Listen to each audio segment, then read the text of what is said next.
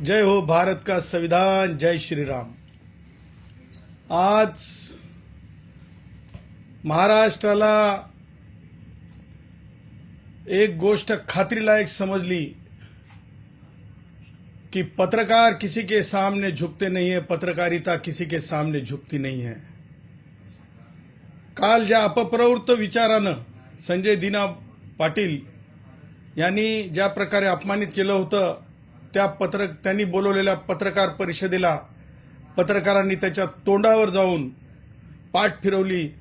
हे खरोखर मला असं वाटतंय की हीच ताठर मानेची आणि ताठर कन्याची पत्रकारिता जी आहे। माननीय बाळशास्त्री जांभेकर, माननीय भारतरत्न डॉक्टर बाबासाहेब आंबेडकर आणि बाळ गंगाधर टिळक माननीय यांच्या विचाराची हीच ती खरी पत्रकारिता आहे। आणि म्हणून मला हे म्हणायचं आहे की त्या प्रकरणामध्ये ज्या प्रकारे माफी माफी माफी किंवा दिलगिरी दिलगिरी दिलगिरी बोलली जात आहे, ज्या व्यक्तीनं हा अक्षम्य संवैधानिक द्रोह केला, गुन्हा केला किंवा धमकी देऊन त्याची स्वतःची किंवा त्यांच्या कौटुंबिक गुन्हे पार्श्वभूमी सांगण्याचा जो धाडस केलं, म्हणजे खुनाचं, 5 खुनाचं आणि पत्रकारांना मारून टाकण्याचं किंवा पाय तोडण्याचं किंवा अर्वच्या अश्लील भाषेतलं, त्या बाबतीवर ज्या प्रकारे पडदा टाकण्याचं जे केविलवाणी धडपड, master is always responsible for servant, ही is vicarious liability of the state, vicarious liability of the state.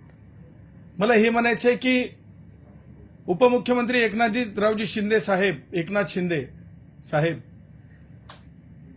हे म्हणजे ह्यांनीच उलट संजय दीना पाटीलला उलटी विनंती केली की काय बाबा कमीत कमी एवढं तरी म्हण।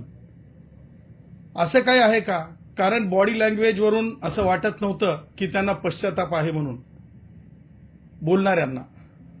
आणि म्हणून माझं हे म्हणणं आहे की मला कोणत्या जातीवर बोट ठेवायचं नाही, परंतु ॲज अ रिस्पॉन्सिबल एकनाथ शिंदेंनी स्वतःच विनवण्या केल्या की काय एवढं तरी मन दिलगिरी म्हणून। अशी केविलवाणी परिस्थिती एकनाथ शिंदेंवर आली आहे का?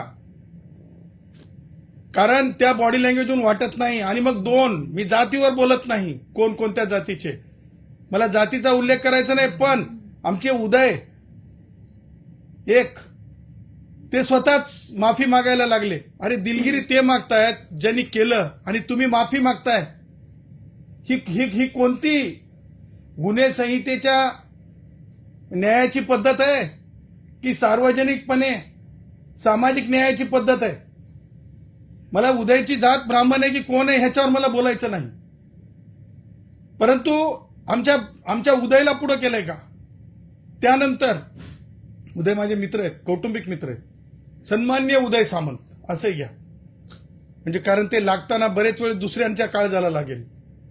आता दुसरे ते छत्रपती संभाजीनगरचे काय नाव, संजय शिरसाट, सन्माननीय मंत्री, ते माफी मागायला लागलेत। मला त्यांच्या जातीबद्दल म्हणायचं नाही, ते शेड्यूल कास्ट आहेत। माझं म्हणणं हे आहे की एक ब्राह्मण आणि एक शेड्यूल कास्ट माणूस यांच्याकरता माफीला सोडला का?